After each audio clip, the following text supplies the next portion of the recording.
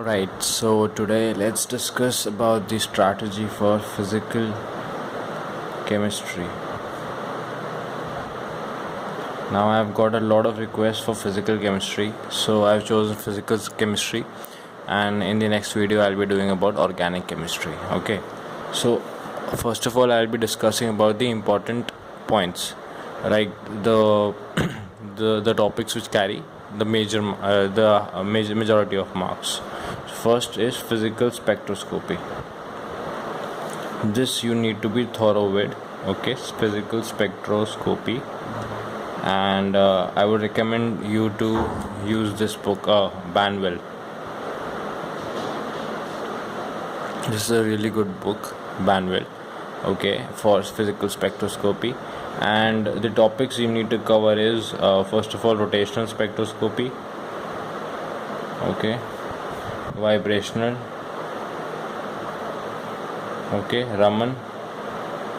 And along with this I'll just tell you small things that you need to do. So you need to know the essential condition for this particular you know for rotational to take place or vibrational to take place. So what is the essential condition? The next is you should also know about the so for example there could be question like, for example, carbon monoxide, will it give rotational, vibrational, Raman, or H2, like examples like these. Okay, so you should know the essential condition. Then for example, for Raman you should know the highest population, the energy level at which there is highest population for rotational. Okay, and you should also know about non-rigid rotor. So generally the assumption is about rigid rotor, but you should also know about non-rigid rotor, because rigid rotor is quite simple, and there have been a lot of times where they have asked about non-rigid rotors in CSIR net. Okay, and what else? Right, so you should know also about the intensity, that on what factors does the intensity depend.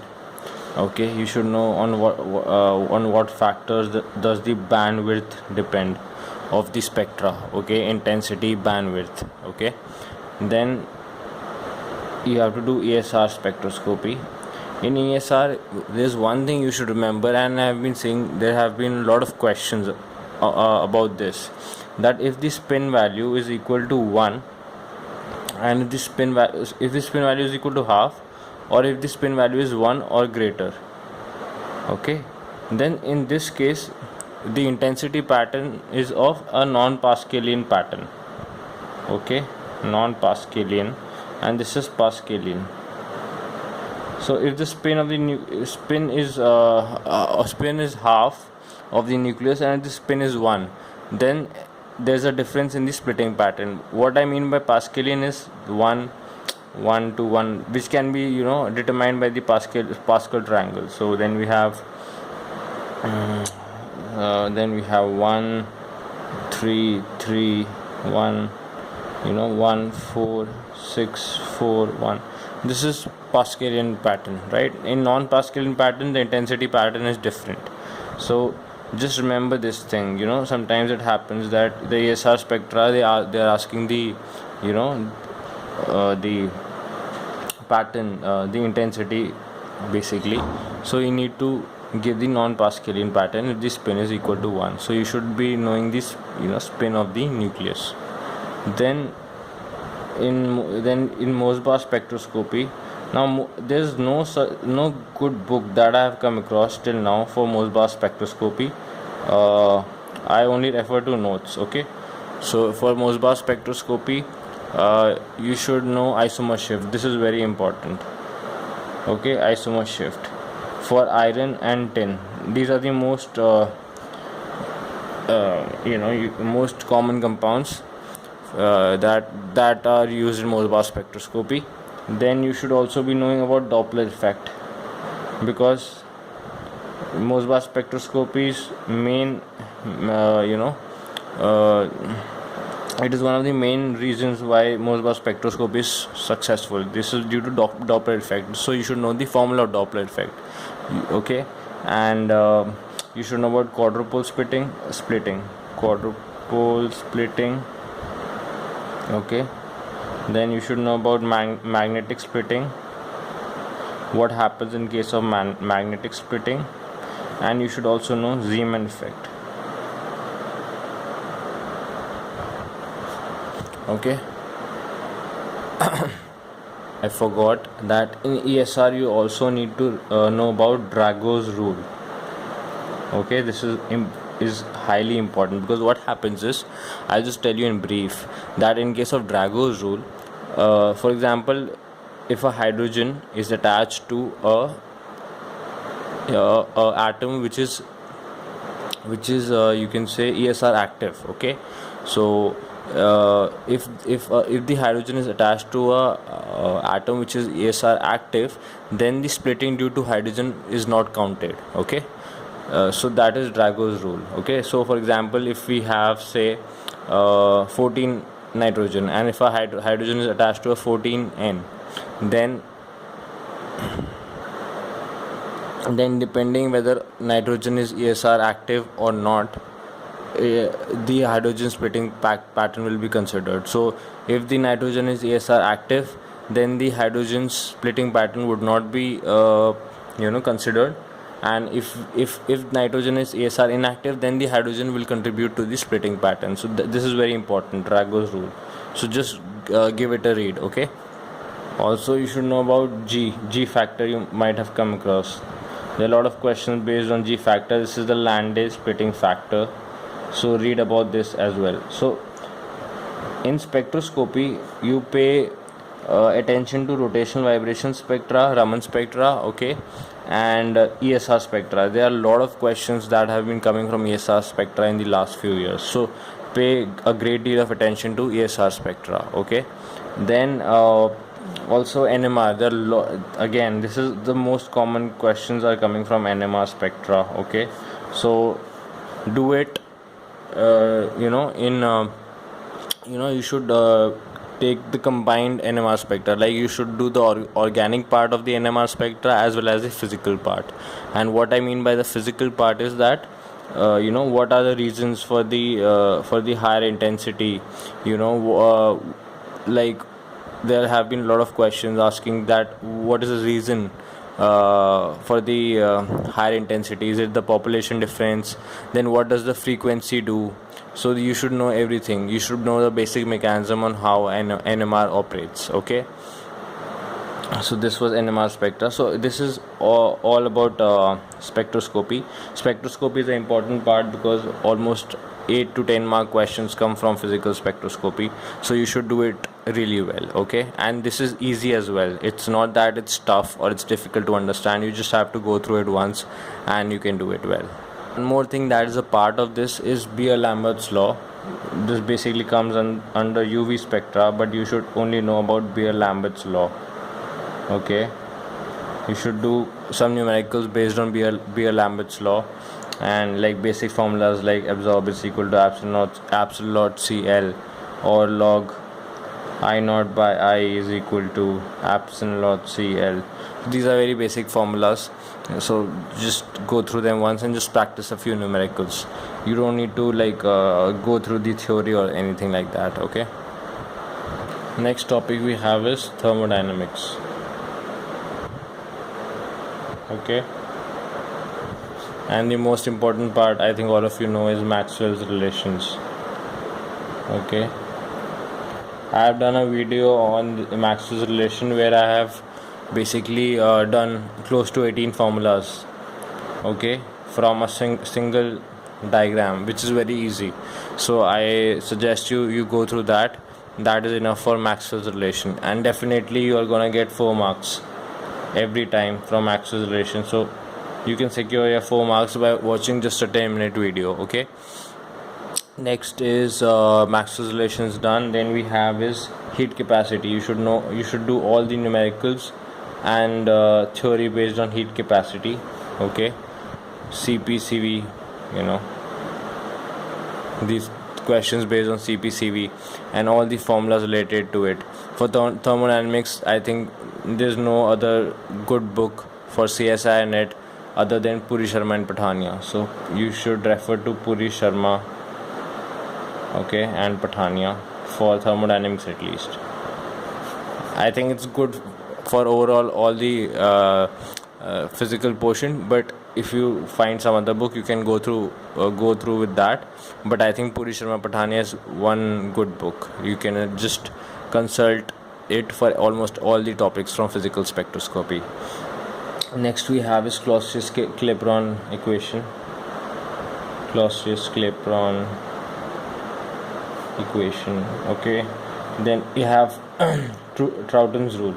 Now questions haven't been coming from Troughton's rule, but I am guessing this time it might come, because it's quite simple and it is important as well. So you should know Troughton's rule, because in the last 2 years I haven't seen a question from this topic, and I am hoping that this time there might be a question. Okay, then we have entropy of mixing, again a very important part. Entropy of mixing, I haven't seen many questions from CSI part, but when you see the GATE questions, there are a lot of questions on entropy of mixing. So you should definitely know the basic formulas that are there in entropy of mixing. And don't worry if you are confused with your topics. I'll before the exam I'll keep on making questions on difficult topics, so don't you worry about that. Okay, so thermodynamics, then we have what else. You should know the basics of Le-Chatelier principle. What happens if we change the reactants, what happens on changing temperature, what happens on changing pressure. So there I think a 2-marker question definitely comes from Le-Chatelier principle, or at least it is dependent on the Le-Chatelier principle. So you should know the basics of Le-Chatelier principle really well. Okay, this is a very basic topic, so just go through this. This will help you with almost all the subjects. So Le-Chatelier principle is one thing you should definitely know. Okay, now the next is the make and break topic that I call it, and it's quantum mechanics. Okay, quantum mechanics. Now this is a huge topic. Sometimes 16 marks questions come alone from this topic, 16 to 20 marks. So this makes it a very very major topic. Okay, so what is a basic thing? Okay, so if you're good in quantum mechanics, that is a very good thing, and you have a high chance of scoring well in the exam. But if you're not really good with quantum mechanics, you're not comfortable with maths, then I would suggest you to go through at least these topics, so that you can score at least 10 marks from quantum mechanics and you don't lose out on marks. Okay, so the first topic is perturbation theory. Okay, you should know the basics of perturbation theory. Just give it a read once, and in the syllabus it's mentioned till second order, so just go through till the second order perturbation theory. Okay, then you should know about variational theorem. Okay, you should know the basics of Hamiltonian. What is a Hamiltonian? Okay, Hamiltonian. What is a Hermitian operator? Okay, then you should know the quantum mechanical operators for momentum, for kinetic energy, this basic stuff. And you should know what it means if two operators commute. Okay, what is the associative property, the very basics I am talking about. Okay, then you should know about particle in 1D box. What is the formula for particle in 1D box? Okay, 2D and 3D similarly. So this is okay. You should know what is particle in 1D box, what is the formula for 2D and 3D. Then sometimes they ask you, they give the energy of a particular, they give us energy level, and they ask you what is the degeneracy of that energy level. So you should know how to calculate degeneracy of a particular energy level. So if you can do these things properly, I think it is good enough. You can score 10 marks, and if you want to score even higher, then you should mug up the wave functions for various orbitals of hydrogen, right? So that is very important. What is a wave function, what is a radial function, what is the angular function of hydrogen atom for 1s, for 2s, for 2p, 3s, 3p, so like that. Okay, so that you can do if you want to score even further, and if you're good with this, at least this particular part, because this is very easy. Okay, Next what we have is electrochemistry. Okay, so next what we have is electrochemistry. So in electrochemistry you should know about oxidation and reduction potentials. I mean, what exactly is, you should know the basics. Sometimes people get confused in this. Okay, so you should not be confused on what is oxidation reduction potentials, because they can ask questions like, they can give you hydrides of various elements and they can give you reduction potentials, and they can ask you which one of them will easily lose electrons. So don't get confused. You should know if a compound has a higher oxidation potential, then what can it do easily, whether it can gain electrons or lose electrons. So questions like these. Okay, then you should know about Nernst equation. Okay, you should be familiar with Latimer diagrams. Okay, what else? Then Kohlrausch's law. There is a question definitely from Kohlrausch's law. Okay, you can do that, and can do the Debye-Huckel theory.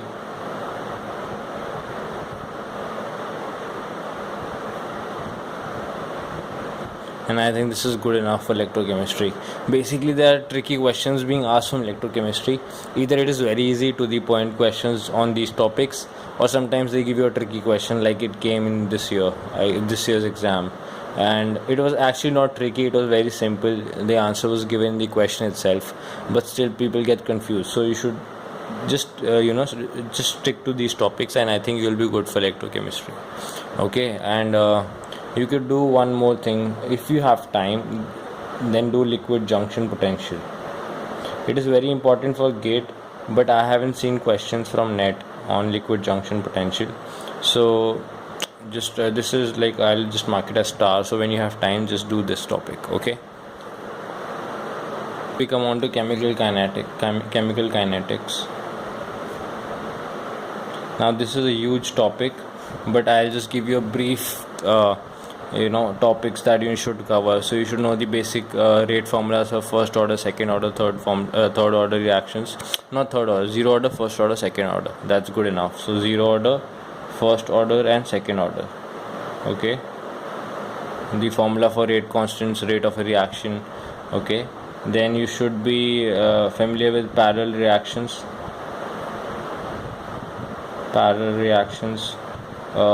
reversible reactions. Okay, then you should be familiar with steady state approximation.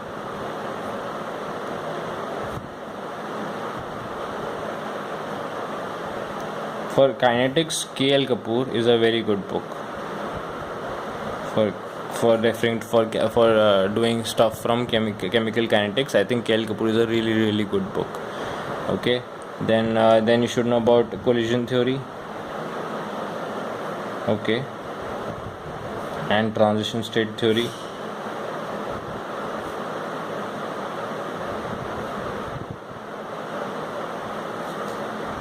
Then unimolecular reaction.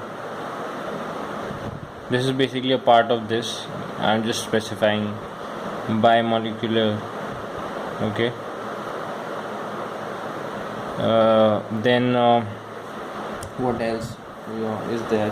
You should know the half-lives. Okay, half-life of various order reactions. Basically, you should know the general formula for half-life, so you can calculate the half-life for any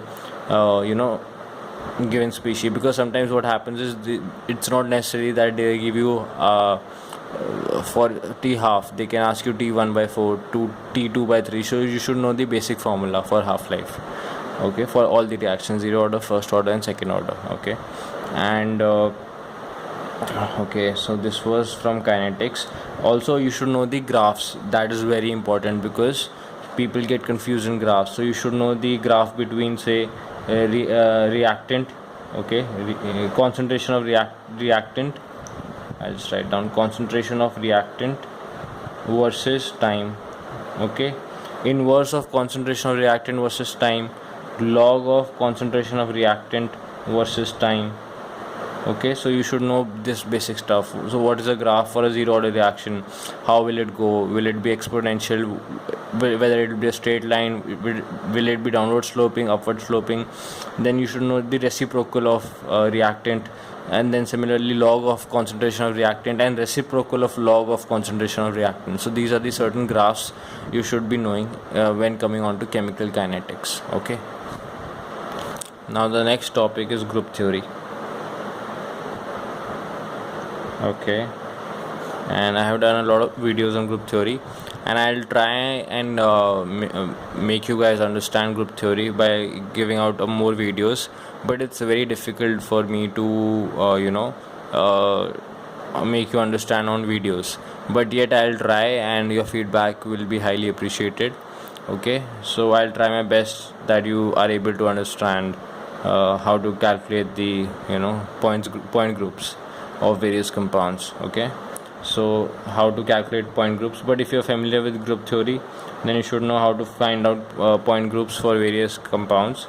Okay, and or molecules. Okay, then you should be able to, you should know about Millikan symbols. Okay, you should be knowing about grand orthogonality theorem. This is nothing, just don't get all confused.